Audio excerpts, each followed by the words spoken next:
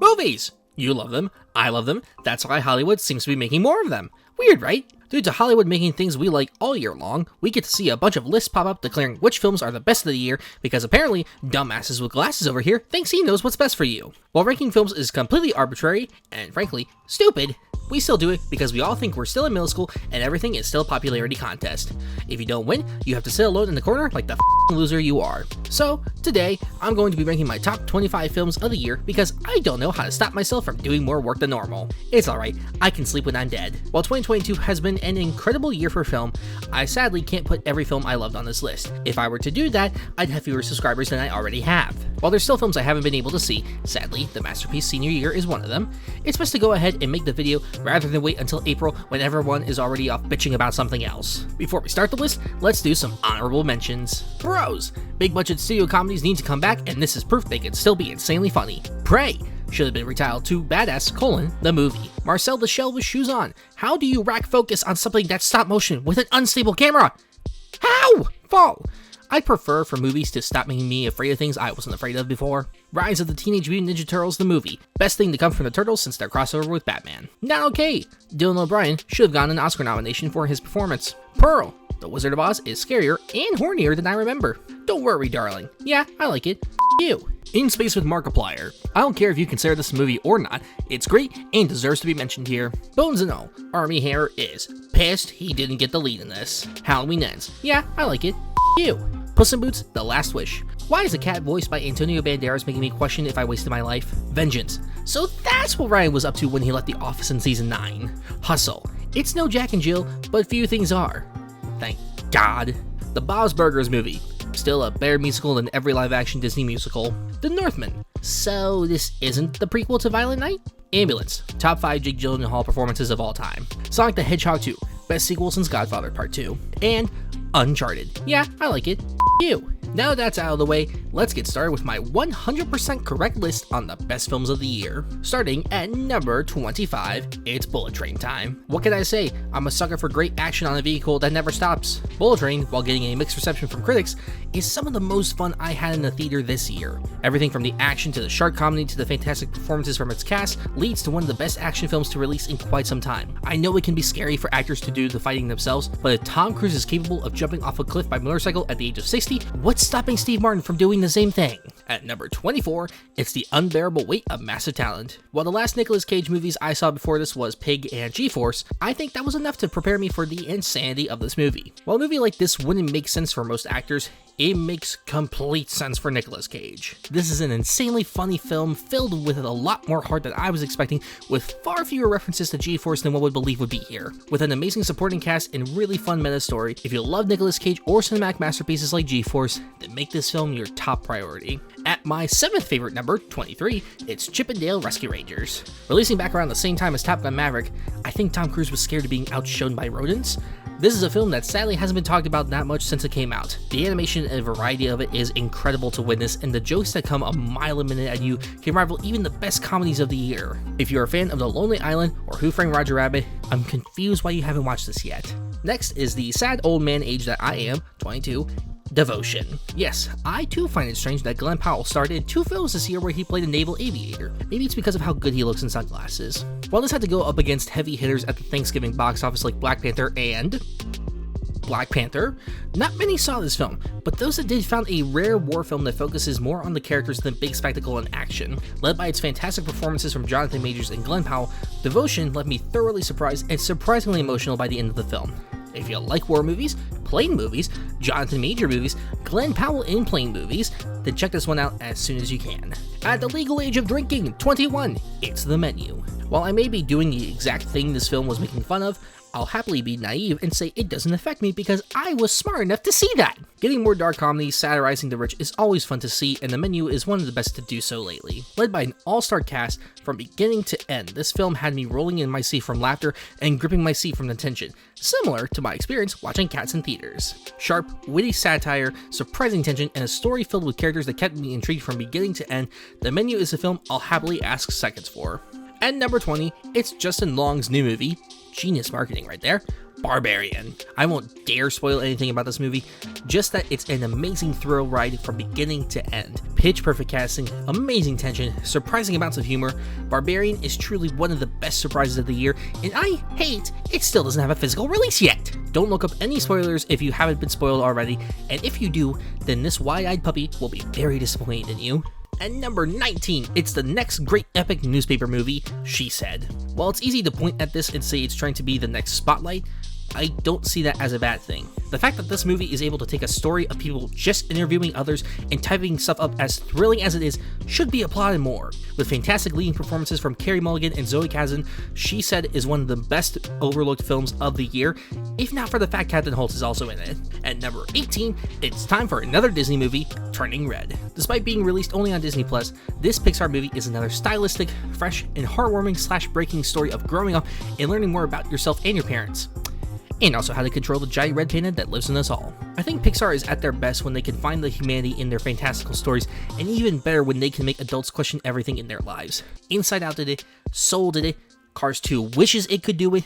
Turning Red is a blast from start to finish, and it's still the best movie of the year solely for making people freak out that a movie about puberty was talking about periods. At my 11th favorite number, 17, it's The Woman King. I need a solid, good explanation for why it took this long to put Viola Davis in the leading role of an action movie. Because there's no excuse. She's a goddamn badass, and we should all bow down before her. With some of the best action of this year, a gripping story, and fantastic characters, The Woman King stands out as one of the year's best, and honestly, would have been made even better if it was rated R. At number 16, it's the funniest movie about exploring men with troubled psyches and depression. Strangely, it's not the only film to fit that category this year. The Banshees of Inisherin. Martin McDonagh still wipes the floor with most other dark comedy writers and directors with this masterclass in depressing comedy. While it may make you feel bleak by the end, the incredible performances, amazing characters, and incredible script make feeling depressed about your life afterwards worth it in the end.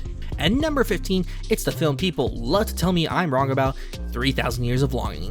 Despite having some of the worst marketing of any film this year, and by worst, I mean practically none at all, George Miller crafted a film unlike any you'll see this year that left me wanting more and wishing he had made more films like this rather than Happy Feet 2. Incredible visuals, a fascinating story. 3,000 Years of Longing slaps hard, and anyone that disagrees is not allowed to see the Fury Road prequel. I'm sorry, but I don't make the rules. God does. It's no 13 the musical, but Matilda the musical deserves its spot on this list at number 14. Despite never seeing the Broadway show, this adaptation of the famous Roald Dahl book brings so much life and energy to the story that makes it not only a good adaptation, but one that can stand on its own apart from the original film from the 90s. Amazing performances from its entire cast, musical numbers and songs that rival some of the best in years. This truly is an amazing musical, but sadly it's not the best since Danny DeVito didn't make a cameo. You had one job. At number 13, it's Jennifer Lawrence's best movie. Okay, maybe second best next to this, Causeway. Subverting a lot of my expectations with a story like this, Causeway effectively explores its characters in such a way that creates an incredibly emotional and heartwarming story about understanding our trauma and figuring out how to live our lives with it. Led by career best performances from Lawrence and Brian Tyree Henry, this movie will have you crying and wondering why these two are being ignored by the Academy for their performances this year. Yes, my number 12 film is in fact pronounced Tar, not Tar. It's not hard to see why someone like me enjoys this film. You've got Cate Blanchett, always a few extra points if she's in there, a story about music in some fashion, us band kids need the validation that it wasn't all for nothing, and a long-ass story that general audiences would call boring. Grandma Joe might fall asleep during it, but if I can watch The Batman 15 times in a row without the use of cocaine to keep me awake, then I think this is doable. Led by an incredible lead performance, a fascinating story, and some of the best cinematography and sound design of the year, Tar is more than worth your time, even if you weren't a cool band kid like me. Look, again, I said Hollywood wasn't allowed to keep making music biopics after my number 11 pick, Weird, came out, and what did Hollywood do? You know, I've heard crying yourself to sleep is a good way to remind you you're depressed. Absolutely annihilating an entire genre of film, Weird is one of the funniest films I've seen in a very long time. Daniel Radcliffe continues to just nail every role he's given, and this might be his best one since Harry Potter.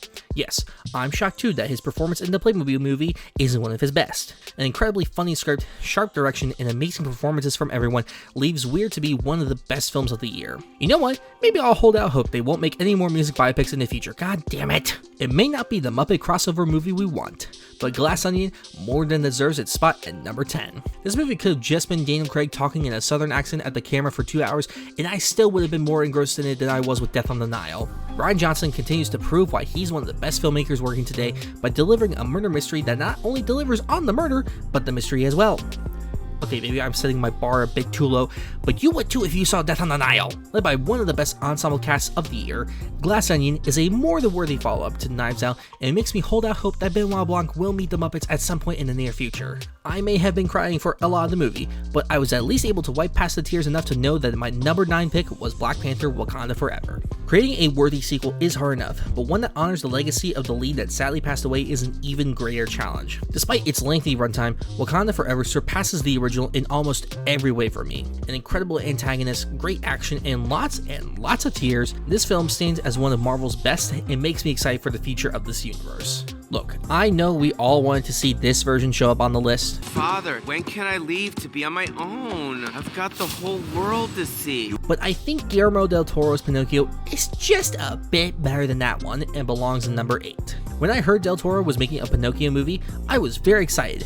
When I heard it was going to be set in Italy during the rise of Hitler in World War II, I was a bit worried this was going to be another Nutcracker 3D situation. Nazis mixing with children's media surprisingly hasn't been the best combination in the past. But, to my and everyone else's surprise, Del Toro's Pinocchio is a beautiful, intense, and insightful film about what it means to be alive, standing up for what's right, and blowing up Nazis in the face. Filled to the brim with incredible animation and fantastic voice acting, Del Toro's Pinocchio is easily the best animated film this year and one of the best films he's ever made. I mean, Top Gun Maverick deserves to be a number 7 for the beach football scene alone. Cinema can't peak higher than that. What can be said that hasn't been said already? Top Gun Maverick is superior to the first in every way. The action cinematography is incredible. It's surprisingly touching, blah blah blah. We get it, Tom Cruise made one of the best movies of the year, but could he make Morbius? I mean, not even the people that made Morbius can make Morbius, but I like to see Mr. Cruise try. Number 6. The Batman. What more needs to be said? It's the definitive Batman movie. It's one of the best, if not the best DC movie. You really can't do anything but sing this movie's praises. Just, please, James Gunn, let these movies be and don't cancel them. At number 5, it's time for a controversial opinion. My favorite Jordan Peele movie? Nope. Bringing back the summer blockbuster in a way that hasn't been seen for quite some time, Peele blends together sci-fi, horror, and comedy to create a one-of-a-kind experience that should be seen on the biggest screen you can find. It's a shame this film is being left out of award season conversations, and instead films like Avatar 2 is getting all the glory when this is one of the smartest, scariest, and funniest films to come out this year. The cast is pitch perfect, the story and themes are incredibly creative and inventive. It's just a perfect film. Number 4, it's RRR. There truly is no other film like this. Being able to balance its insanely over-the-top action spectacle with a sincere, heartwarming / breaking story of friendship and toppling the British Empire is certainly a sight to behold. The hype for this film is definitely real and more than earns that hype in strides. The action is the best, the musical numbers are the best, its heart is the best. If you haven't seen RRR yet, then I don't think there's any hope for you being a true appreciator of the arts.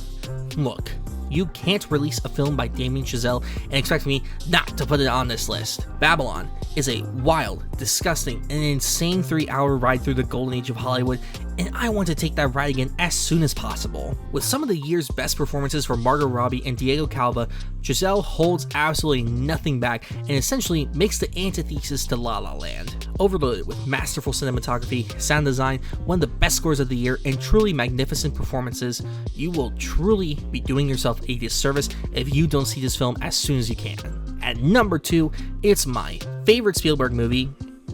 Okay, maybe second favorite movie of his, The Fabelmans. Spielberg truly goes to places I haven't seen him go to compared to his other films, and the personal attachment he has to this story makes it one of his strongest films ever. This is going to be talked about for years to come and more than rightfully deserves to be. Pitch perfect performances from its cast, some of the best writing and cinematography of any Spielberg film, every minute detail is fully realized and utilized and creates one of the best movies of the year. And finally, at number 1, it's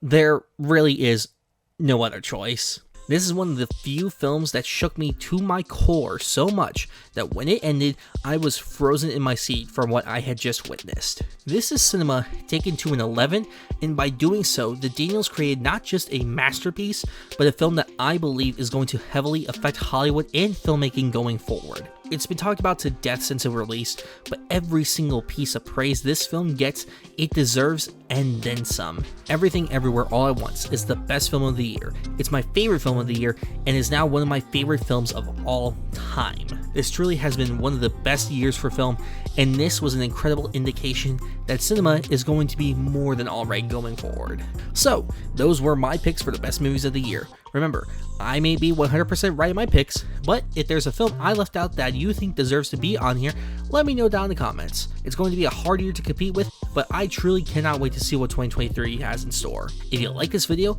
leave a like. I'm fairly certain that's what the button's there for. Make sure you hit subscribe to get informed of all my future videos coming out. There's a lot of great ones I have planned, and I can't wait for you all to check them out. Hope you all had a great year, stay safe, and I will see you all next time.